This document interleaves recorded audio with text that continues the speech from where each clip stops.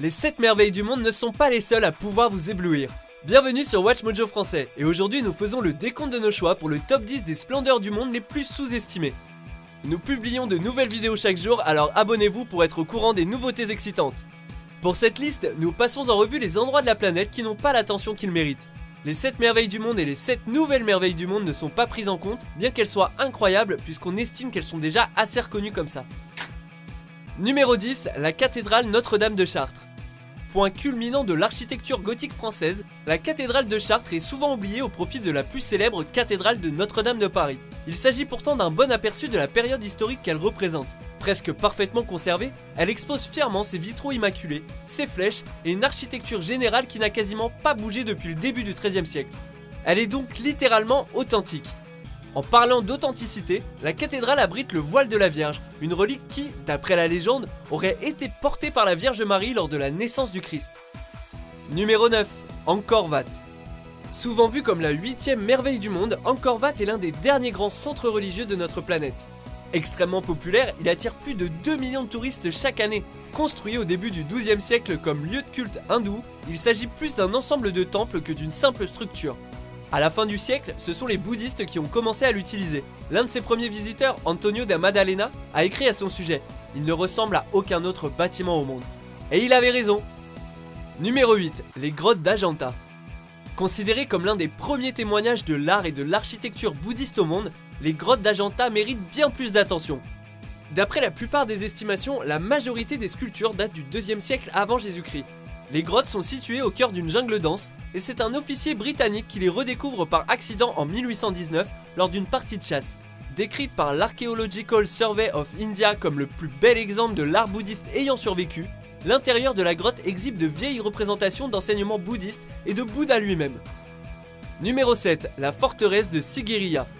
Également surnommé le Rocher du Lion, Sigiriya est l'un des sites historiques les plus visités du pays et une superbe attraction. Lorsque le roi Kassapa s'est emparé du trône, il a fait de Sigiriya sa nouvelle capitale et une forteresse. L'énorme formation rocheuse est ornée de dessins typiques et d'une entrée pourvue d'un lion, d'où son surnom. Après la mort de Kassapa en 495 après Jésus-Christ, le site se convertit en monastère bouddhiste et remplit cette fonction jusqu'au XIVe siècle. Il s'agit aujourd'hui d'un melting pot archéologique, une anomalie géologique avec une vue imprenable. Une merveille à visiter absolument une fois dans sa vie. Numéro 6, Wave Rock.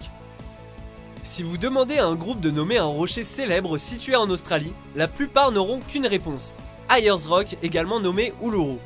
Cependant, si vous allez faire un tour du côté des kangourous, dirigez-vous vers Perth, puis vers Hayden et offrez-vous une expérience géologique moins traditionnelle.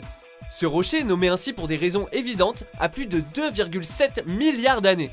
Contrairement à ce que l'on pourrait penser, les meilleures vagues d'Australie ne se trouvent pas forcément sur les côtes. Numéro 5, la plaine de Bagan. Capitale de l'ancien royaume de Pagan du 9e au 13e siècle, elle a abrité pendant son âge d'or pas loin de 10 000 temples religieux.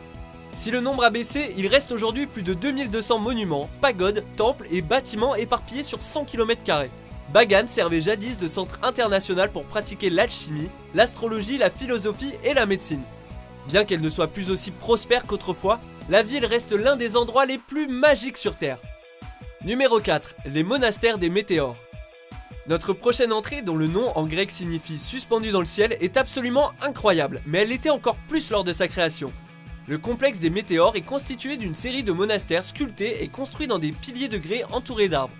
Occupés au 9e siècle par des ermites et des moines, les bâtiments étaient très difficiles à atteindre et il fallait se hisser jusqu'à eux grâce à une corde terriblement fragile et un système de poulies et de filets.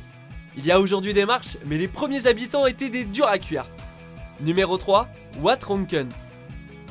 Le Wat Ronken, la splendeur la plus moderne de notre époque, est toujours en construction et ne devrait se terminer qu'en 2070. Propriété de l'artiste thaïlandais Chalermchai Kositpipat, qui l'a reconstruit alors qu'il tombait en ruine, l'édifice est situé à Chiang Rai, en Thaïlande, et a ouvert ses portes en 1997. Le temple est à la fois un lieu de culte bouddhiste typique et un foyer atypique pour l'art et les idées modernes. L'Ubosot est son bâtiment principal et il contient des peintures murales consacrées non pas aux traditions, mais aux idoles et aux événements contemporains. On peut y voir Michael Jackson, Freddy Krueger ou encore une imagerie sur l'industrie du pétrole ou le terrorisme. Parce qu'un jour, ils feront partie de l'histoire ancienne. Numéro 2, le temple de Minakshi. Considéré au sud de l'Inde comme l'équivalent architectural du Taj Mahal, le temple de Meenakshi représente 6 hectares d'art, de culture, de légendes et d'histoires incomparables. Consacré à la déesse à 3 seins Meenakshi, dont l'organe supplémentaire disparaît lors de son mariage avec Shiva, le temple abrite environ 33 000 sculptures et accueille 15 000 visiteurs par jour. La plupart de ceux-ci restent jusqu'à la fermeture afin d'assister à un important rituel quotidien qui consiste à amener une image de Shiva jusqu'à la chambre de Meenakshi afin qu'ils consomment leur union. Avant de dévoiler notre favori, voici quelques mentions honorables.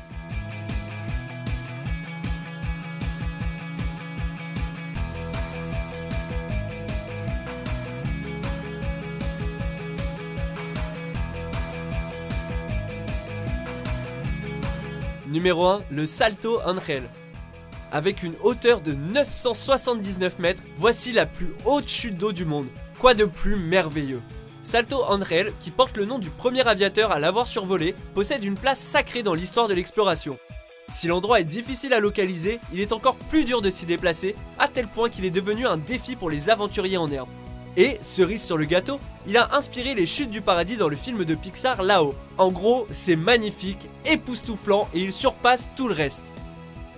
Êtes-vous d'accord avec notre sélection? Jetez un coup d'œil à ces autres super vidéos de WatchMojo français et n'oubliez pas de vous abonner pour être au courant des nouveautés.